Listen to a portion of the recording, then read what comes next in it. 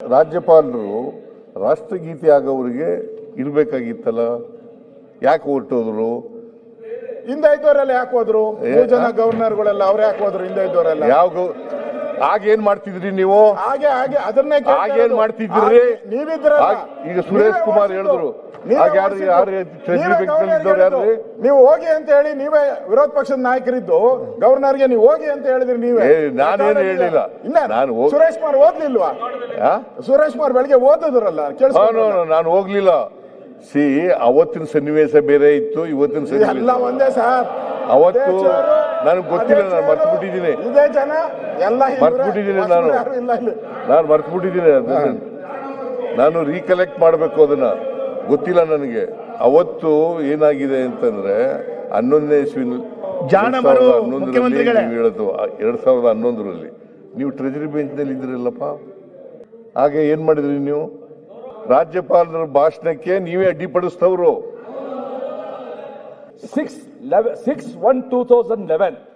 6th January 2011 ಆಗ opposition leader ಆಗಿದ್ದವರು ಸಿದ್ದರಾಮಯ್ಯನವರು.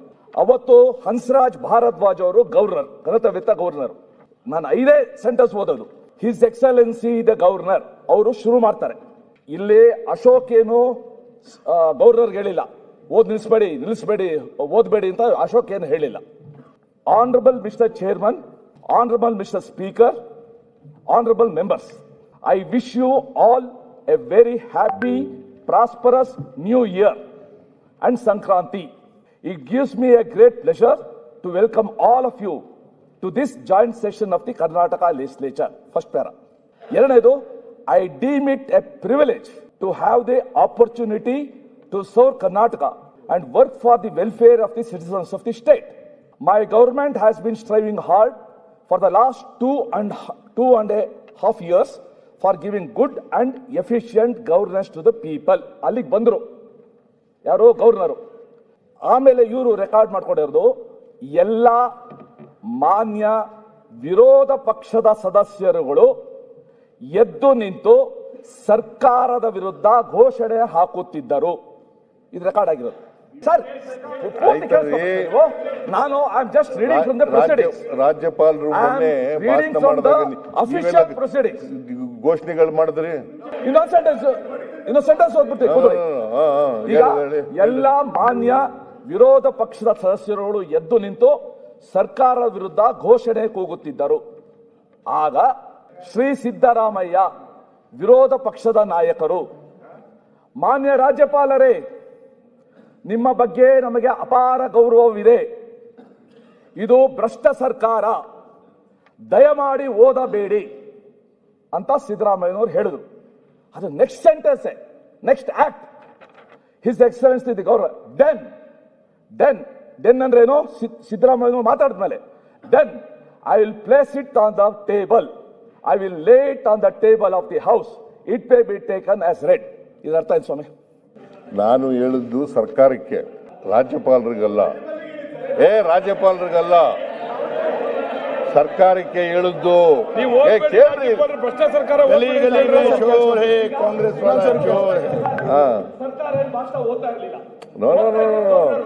ರಾಜ್ಯಪಾಲರು ಭಾಷಣ ಓದ್ತಾ ಇದ್ರು. ನೀವು ಓದೋದು ಸರಿ ಇಲ್ಲ. ಸರ್ಕಾರ ಮಾಡಿಲ್ಲ ಅದನ್ನ.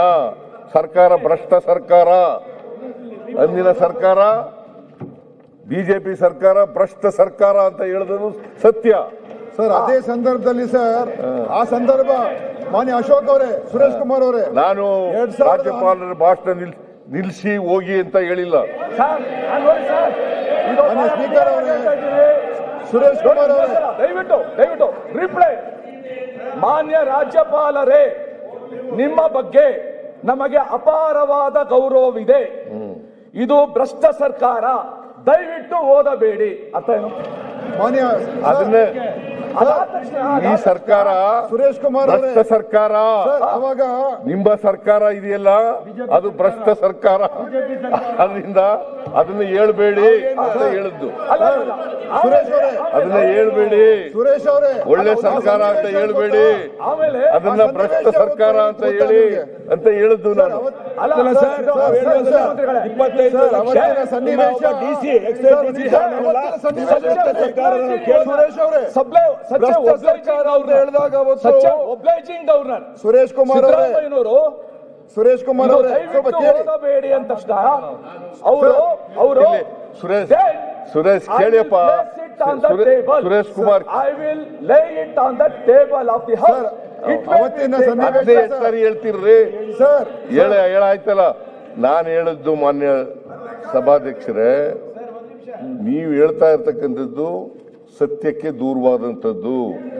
ಅದು ಕೇಳಪ್ಪ, ನೀವು ಹೇಳ್ತಾ ಇರ್ತಕ್ಕಂಥದ್ದು ಸತ್ಯ. ಹೌದು ರೀ, ರಾಜ್ಯಪಾಲರ ಕೈಲಿ ನೀವು ಭಾಷಣ ಮಾಡಿಸಿದಿರಲ್ಲ, ಅದು ಸತ್ಯಕ್ಕೆ ದೂರವಾದದ್ದು. ಇದು ಇವತ್ತು ನೀವು ಸರ್ಕಾರ, ಇವತ್ತು ನೀವು ಮಾಡ್ತೀರಿ, ಬಿಜೆಪಿ ಸರ್ಕಾರ, ಭ್ರಷ್ಟ ಸರ್ಕಾರ, ಅದನ್ನು ಓದಬೇಡಿ ಅಂತ ಹೇಳಿದೆ. ಎಂತ ಹೇಳಿ ಭಾಷಣ ಮಾಡಬೇಡಿ ಅಂತ ಹೇಳಲಿಲ್ಲ ನಾನು, ಅದನ್ನು ಓದಬೇಡಿ ಅಂತ ಹೇಳಿದೆ. ಭಾಷಣ ಮಾಡಿದಾಗ ವಿರೋಧ ಪಕ್ಷ ನಾಯಕರೇ, ವಿರೋಧ ಪಕ್ಷ ನಾಯಕರು ನಿಮಿಷ, ಅವತ್ತು ಸಿಎಂ ವಿರೋಧ ಪಕ್ಷ ನಾಯಕರ ಭಾಷಣ ಮಾಡಿದಾಗ ಇವತ್ತು ಸರ್ ನಿಮ್ಗೆ ಅರ್ಥ ಆಗಲ್ಲ ರೀ ಶಿವಲಿಂಗೇಗೌಡ್ರೆ. ಸರ್ ಅವತ್ತು ಶಿವಲಿಂಗೇಗೌಡ್ರೆ ವಿರೋಧ ಪಕ್ಷ ನಾಯಕರಾಗಿ ಸಿದ್ದರಾಮಯ್ಯ ಅವರು ಮಾತಾಡಿದ್ರಲ್ಲ ಸರ್, ಅವತ್ತಿನ ಪೊಲಿಟಿಕಲ್ ಒಂದ್ ನಿಮಿಷ ರಾಜ್ಯಪಾಲರ ಭಾಷಣ ಸುಳ್ಳೈತೆ ಹೇಳ್ರಿ, ನಿಮ್ಗೆ ಅರ್ಥ ಆಗಲ್ಲ ರೀ. ಸರ್ ಅವತ್ತಿನ ವಿರೋಧ ಒಂದೇ ನಿಮಿಷ, ಅವತ್ತಿನ ಪೊಲಿಟಿಕಲ್ ಸಿಚುವೇಶನ್ ಬೇರೆ ಇತ್ತು ಮಾನ್ಯ ಸಭಾಧ್ಯಕ್ಷರೇ. 2011 ಇಸ್ವಿ ಜನವರಿ ತಿಂಗಳಲ್ಲಿ ಇಲ್ಲಿಗಲ್ ಮೈನಿಂಗ್ ಸ್ಕ್ಯಾಮ್ ರಿಪೋರ್ಟ್ ಹೊರಗೆ ಬರ್ತಕ್ಕಂಥ ಸನ್ನಿವೇಶ, ಇದು ಅತ್ಯಂತ ಭ್ರಷ್ಟ ಸರ್ಕಾರ ಅಂತ ಆಗಿತ್ತು. ರಾಜ್ಯಪಾಲರು ಈ ಸರ್ಕಾರವನ್ನು ಡಿಸ್ಮಿಸ್ ಮಾಡಬೇಕು ಅಂತ ಹಂತಕ್ಕೆ ಹೋಗಿರ್ತಕ್ಕಂಥ ಸನ್ನಿವೇಶ ಆಗಿತ್ತು. ಅದಕ್ಕೋಸ್ಕರ ಅದಕ್ಕೂ ಇದಕ್ಕೂ ನೀವು ಕಂಪೇರ್ ಮಾಡಬೇಡಿ. ಅವತ್ತು ವಿರೋಧ ಪಕ್ಷ ನಾಯಕರಾಗಿ ಇದು ಒಂದು ಭ್ರಷ್ಟ ಸರ್ಕಾರದ ಒಂದು ಭಾಷಣ. ಇದು ದಯವಿಟ್ಟು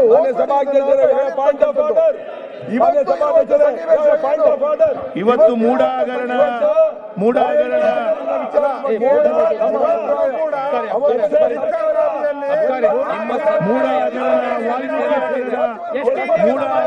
ವಾಲ್ಮೀಕಿ ಹಗರಣ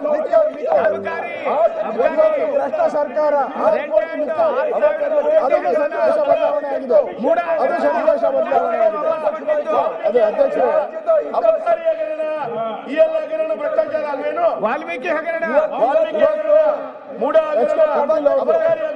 ತಾವು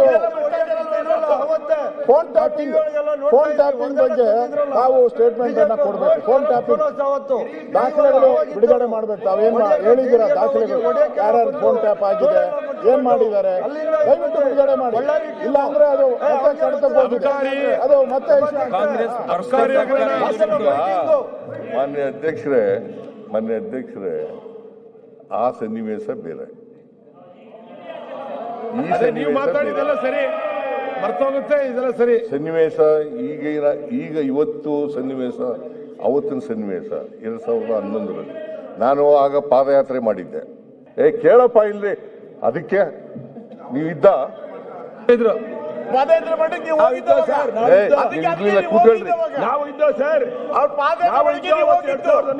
ನಾನು ಪಾದಯಾತ್ರೆ ಮಾಡಿದ್ದೆ ಅವತ್ತು. ಇವರ ಲೋಕಾಯುಕ್ತ ಅವರು ವರದಿ ಕೊಟ್ಟಿದ್ರು. ಕೇಳಪ್ಪ ಇಲ್ಲಿ ಬಹಳ ಮೈನಿಂಗ್ನಲ್ಲಿ ಬಹಳ ಭ್ರಷ್ಟಾಚಾರ ನಡೆದಿದೆ ಅಂತ ಮೈನಿಂಗ್ ಇದು ಕೊಟ್ಟಿದ್ರು. ಅವತ್ತು ನಾನು ಪಾದಯಾತ್ರೆ ಮಾಡಕ್ಕೆ ಹೋದೆ. ಇದನ್ನು ನಿಲುವಳಿ ಸೂಚನೆ ಮೂಲಕ ಒಂದು ಇಲ್ಲಿ ವಿಷಯ ಪ್ರಸ್ತಾಪ ಮಾಡಿದ್ದೆ. ಯಾವುದ್ರ ಬಗ್ಗೆ? ಗವರ್ನರ್ ಸಂತೋಷ್ ಹೆಗ್ಡೆಯವರು ಒಂದು ವರದಿ ಕೊಟ್ಟಿದ್ರು, ಲೋಕಾಯುಕ್ತರಾಗಿ ಅವರು ಒಂದು ವರದಿ ಕೊಟ್ಟಿದ್ರು. ಆ ವರದಿ ಮೇಲೆ ಇಲ್ಲಿ ಚರ್ಚೆ ಆಗಿತ್ತು, ಇದೇ ಸದನದಲ್ಲಿ ನಾನು ಚರ್ಚೆ ಆಗಿದ್ದೆ. ಆಗ ನಾನು ಇದು ಭ್ರಷ್ಟ ಸರ್ಕಾರ, ಲೋಕಾಯುಕ್ತರು ಏನಂತ ಹೇಳಿದರು ಅಂತಂದರೆ, ಬಳ್ಳಾರಿ ಮತ್ತೆ ಸದನ ತಪ್ಪು ನಿಮ್ಗೆ ಅವರು ಕೇಳಿ ಅವ್ರನ್ನ, ನೀವು ಅವಾಗ ಪಾದಯಾತ್ರೆನೇ ಮಾಡಿರ್ಲಿಲ್ಲ. ಏನಂತ ಪಾದಯಾತ್ರೆನೇ ಮಾಡಿರ್ಲಿಲ್ಲ. ಇದು ಸಿಚುಯೇಷನ್ ಡಿಫರೆಂಟ್ ಆಗಿರ್ಲಿಲ್ಲ. ಅವತ್ತಿನ ಸಿಚುಯೇಷನ್ ಏನು ಇಲ್ಲ ಸರ್, ಅವತ್ತು ಈ ಸರ್ಕಾರಕ್ಕೆ, ಬಿಜೆಪಿ ಸರ್ಕಾರಕ್ಕೆ ಭ್ರಷ್ಟ ಸರ್ಕಾರ ನಾನು ಹೇಳಿದ್ದಲ್ಲ, ಸಂತೋಷ್ ಲಾಡ್ ಅವರು ಹೇಳಿದ್ರು 2011 ಜನವರಿ. ತಿರ್ಗಾ ಸಿಕ್ಕಾಕೊಂಡ್ರು. ಅಧ್ಯಕ್ಷರೇ, ಅದೇ ನಾನು ಪಾದಯಾತ್ರೆ ಮಾಡಿದ್ದೆ, ವರದಿ ಬಂದಿತ್ತು, ಆ ವರದಿ ಮೇಲೆ ಹೇಳಿದ್ದದು. ಆ ವರದಿ ಆದ್ಮೇಲೆ ನಾನು ಪಾದಯಾತ್ರೆ ಮಾಡಿದ್ದೆ 2010 ಪಾದಯಾತ್ರೆ ಮಾಡಿದ್ದು. ಒಂದು ನೀವೇ ಹೇಳ್ಬಿಟ್ರೆ ಆಯ್ತು. ಸದನದಲ್ಲಿ ನಡೀತಲ್ಲ, ಅದೆಲ್ಲ ಒಳ್ಳೇದಲ್ಲ. ಅದಕ್ಕೆ ವಿಷಾದ ವ್ಯಕ್ತ ಮಾಡ್ತೀನಿ ಅಂತ ತಾವ್ ಹೇಳ್ಬಿಟ್ರೆ ಮುಗಿದೋಯ್ತು. ಅದರಿಂದ ವಿಷಾದ ಆ ಸಿಚುವೇಶನ್ ಬೇರೆ, ಆಗಿರೋ ಘಟನೆ ಬಗ್ಗೆ ಸಿಚುವೇಶನ್ ಬೇರೆ. ಇದಕ್ಕೂ ಅದಕ್ಕೂ ಹೋಲಿಕೆ ಮಾಡಕ್ ಆಗಲ್ಲ. ಟೆನ್ನಲ್ಲಿ ಆಗಿರೋದು ಯಾವಾಗ?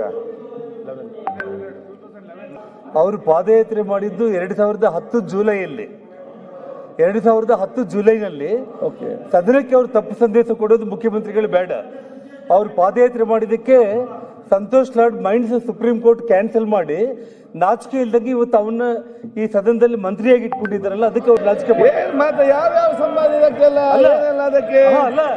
ಏ ದಿನೇಶ್, ಅಲ್ಲ ಒಂದ್ ಮಾತು ಹೇಳ್ತಿದ್ದೀನಿ. ಅಲ್ಲ ನಿಮ್ಗೆ ಕ್ಯಾನ್ಸಲ್ ಮಾಡಿಬಿಟ್ರು. ಸಂತೋಷ್ ಲಾಡ್ ಅವರು